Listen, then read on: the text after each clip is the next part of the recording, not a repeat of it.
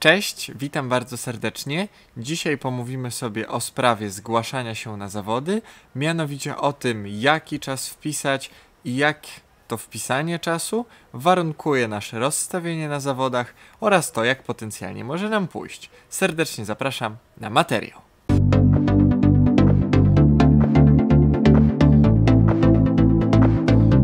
Na potrzeby tego odcinka przygotowałem tabelę, która składa się z 3 kolumn, gdzie kolejno mamy dystans, czas przewidywany oraz czas realny. Omówmy sobie pokrótce dystans. Dystans mówimy tutaj o troszkę skrajnych przykładach. Uznajemy, że jesteśmy bardzo wszechstronnie uzdolnieni i właśnie na zawodach będziemy płynąć takie dystanse. Będzie 50 metrów dowolnym, 100 dowolnym, 1500 dowolnym, 100 zmiennym i 50 metrów stylem klasycznym. Więc jak widać, nie dość, że dość szeroki wachlarz stylów, to jeszcze dość różne od siebie dystanse. Ani nie sprinterskie, ani nie długodystansowe, tylko i takie, i takie. I teraz, co możemy z tym zrobić, wypełniając formularz zgłoszeniowy, szczególnie powiedzmy jak jesteśmy pływakami masters. Oczywiście może to zrobić za nas trener, więc nie musimy się niczym martwić. Ale co jeśli sami chcemy mieć na to wpływ? No najlepiej i pierwszą zmienną, jaką można by tutaj wziąć pod uwagę, jest to, jaki czas pływamy, chociażby na treningu. Weźmy sobie tutaj przykład takiego Krzysia i mamy tutaj czas przewidywany. No i teraz, od czego on będzie zależał? No po pierwsze będzie zależał od tego, jaki czas pływamy na przykład na treningu. Zakładamy, że takim czasem realnym, który pływam dość często na treningu, jest czas 25 sekund. I teraz, jeśli na przykład jesteśmy 2-3 tygodnie przed zawodami, ja pływam 25 sekund na treningu, wiem, że jeszcze przede mną to tak zwane odpuszczenie, celuję, że może być szybciej, to czas przewidywany wpiszę, jeśli dobrze się czuję oczywiście, raczej szybszy. Jeśli prognozy są na przykład na 24,5 albo w ogóle 24, to dobrze będzie wpisać ten czas właśnie szybszy niż ten, który aktualnie osiągam na treningu, czyli ten czas właśnie 24 sekundy. I co nam to da? No da nam to, że jesteśmy w stanie, powiedzmy, być rozstawieni z osobami, które albo tak jak my pomyślały, że pewnie pójdzie nam lepiej niż pływamy do tej pory, albo rzeczywiście bezpiecznie wpisały ten czas, który osiągają, bądź też czas z ostatnich zawodów. A wiadomo, jeśli ktoś regularnie nie startuje w zawodach, te zawody mogły być pół roku temu, mogły być rok temu, dlatego też ten czas prawdopodobnie będzie lepszy. Więc wpisując czas niższy, jesteśmy prawdopodobnie rozstawieni na lepszym torze z silniejszymi przeciwnikami. Więc czas 24 jest to czas, który może być wykonany przez nas, oczywiście przy dobrych wiatrach. Ale jeśli na przykład czas, który właśnie przewidujemy albo pływamy, ten 25 sekund, udało nam się osiągnąć tylko raz i to dawno temu i chcemy to tak potraktować bezpiecznie, płynąć z osobami, które prawdopodobnie osiągną czas taki jak my, możemy sobie ten czas troszkę zawyżyć, wpisać na przykład 26 sekund. Da nam to, że prawdopodobnie będziemy rozstawieni w wolniejszej serii z przeciwnikami bardziej zbliżonymi do tego czasu właśnie 26 sekund, a nie 25 czy 24. Które rozwiązanie jest lepsze? Trudno powiedzieć, zależy czy jesteśmy osobami, które bardziej wolą uciekać, czy które bardzo lubią gonić. Jeśli lubimy uciekać, to ja bym proponował wpisać tutaj sobie czas wolniejszy, co sugeruje nam, że prawdopodobnie będziemy płynąć z osobami wolniejszymi i odległość między nami a nimi może się powiększać w trakcie dystansu. Więc możemy sobie wpisać ten czas wolniejszy kosztem tego, że prawdopodobnie uda nam się wygrać naszą serię i dzięki temu uciekać. Kontrolując naszych przeciwników będziemy w stanie określić, ile jesteśmy przed nimi i tą przewagę po prostu powiększać. Natomiast jeśli jesteśmy drugim typem zawodników, którzy bardziej wolą gonić, wtedy lepiej jest wpisać czas nawet szybszy niż ten, który osiągamy, po to, żebyśmy płynęli w szybszej serii z mocniejszymi zawodnikami, no i prawdopodobnie będziemy ich gonić, tak? I teraz różnica między nimi a nami w trakcie płynięcia będzie rzutowała na nasz czas.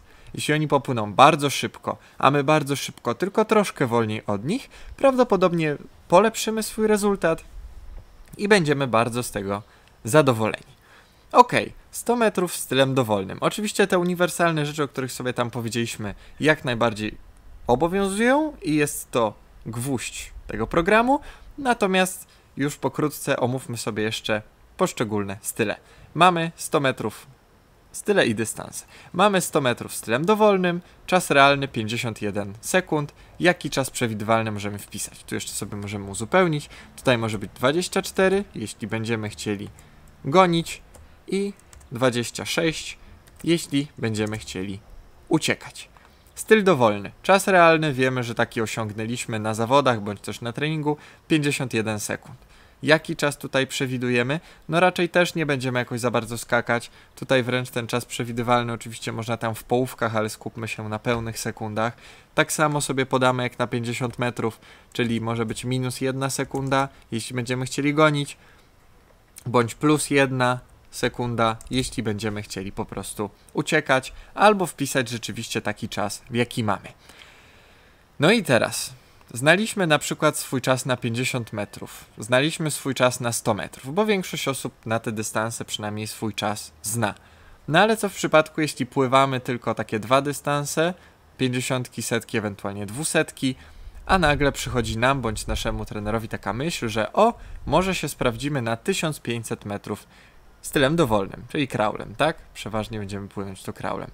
No tu jest sytuacja taka, zależy, można troszkę pokusić się o strzelanie i co ja bym tutaj zrobił? Nawet nie musimy do końca płynąć tych 1500 finalnie na treningu, bo wiadomo, jeśli tych treningów jest ograniczona ilość, nie są one codziennie, 2 razy dziennie, tylko na przykład 2-3 jednostki w tygodniu, szkoda poświęcać jedną całą jednostkę z trenerem, żeby po prostu się sprawdzić na to 1500 metrów. Więc można popływać sobie różnego rodzaju zadania, typu 10 razy 100, 15 razy 100 na treningu, postarać się przyjąć jakieś założenia takie średnie, że na przykład każdą setkę będziemy pływać sobie minutę 15, minutę 20 z odpoczynkiem dodatkowym 15 sekund i ruszamy kolejną. Sprawdzamy jak się czujemy, patrzymy jakie mamy tętno i tak dalej, i tak dalej. Jest bardzo wiele zmiennych, może kiedyś na ten temat sobie porozmawiamy, ale upraszczając w miarę możliwości jak najbardziej. Pływaliśmy tam minuta 15 na przykład na treningu, wydaje nam się, że to jest czas jak najbardziej realny do osiągnięcia, bez tych przerw, z dodatkowymi tam paroma sekundami. No i co możemy teraz zrobić? Nie mamy czasu realnego, rzeczywistego, który rzeczywiście osiągamy, bo nigdy nie płynęliśmy tego dystansu, no ale możemy tutaj się posłużyć matematyką, po prostu 15 sobie pomnożyć przez tą minutę 15, co nam da tam 15... 16, 17, no około 19 minut, proszę mnie nie łapać tutaj za moje szybkie mnożenie, natomiast będzie to około 19 minut. No i teraz bezpieczniej i to przy takim dobrym założeniu, a na treningu przecież mieliśmy przerwy, tak? Więc możemy sobie tą minutę dodać, też tak optymistycznie i założyć, że nasz czas przewidywalny to będzie na przykład 20 minut.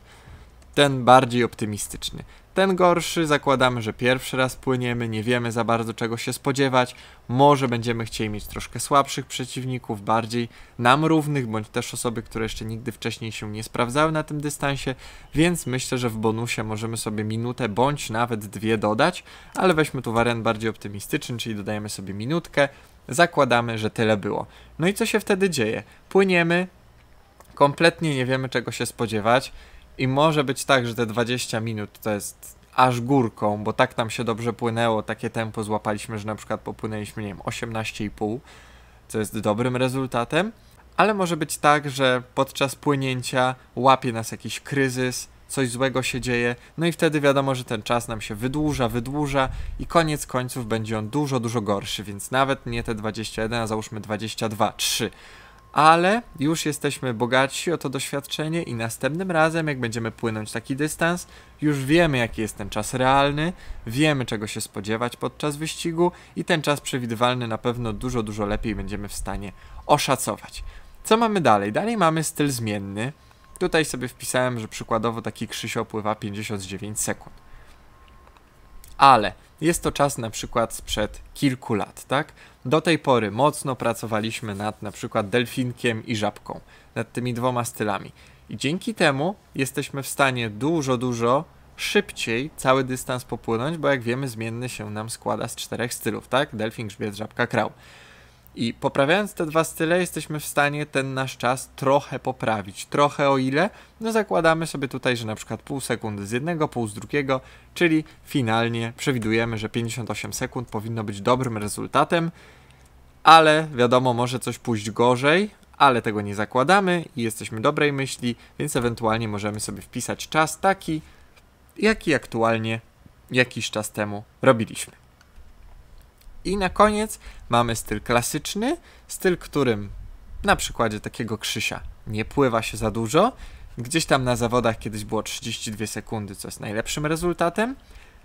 Nie pływamy go za dużo na treningach. No i co z tym możemy zrobić? Możemy zostawić ten z kiedyś czas, jeśli wcześniej oczywiście na treningu go nie sprawdzaliśmy, ale możemy też optymistycznie patrzeć w przyszłość, stwierdzić, że mam mocny skok, mocny nawrót, ścigamy się na 25-metrowej pływalni, więc to, co było kiedyś, było się mniejszym, chudszym, słabszym, teraz się jest silniejszym, a może płynięcie zostawić na tym samym rezultacie. Więc koniec końców, odejmując te dwa stałe elementy, czyli skok i nawrót, wyjdzie nam, że powinniśmy, no może około 30 sekund to zrobić, może poniżej jakoś tam 31, tak? Ale nie bawimy się w połówki, jakieś tam ćwiartki, więc zostajemy przy pełnych sekundach.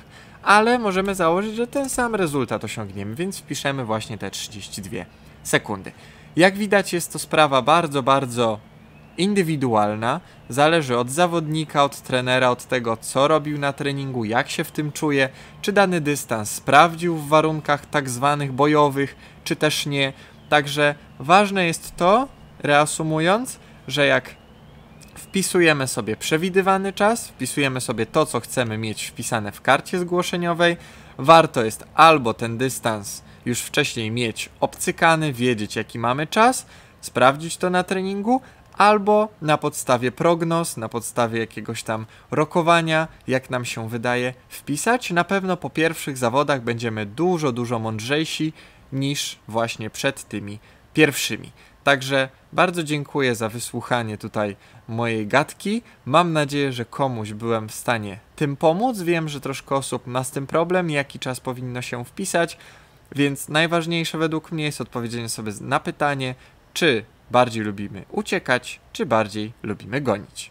Dziękuję i do usłyszenia za tydzień. Cześć!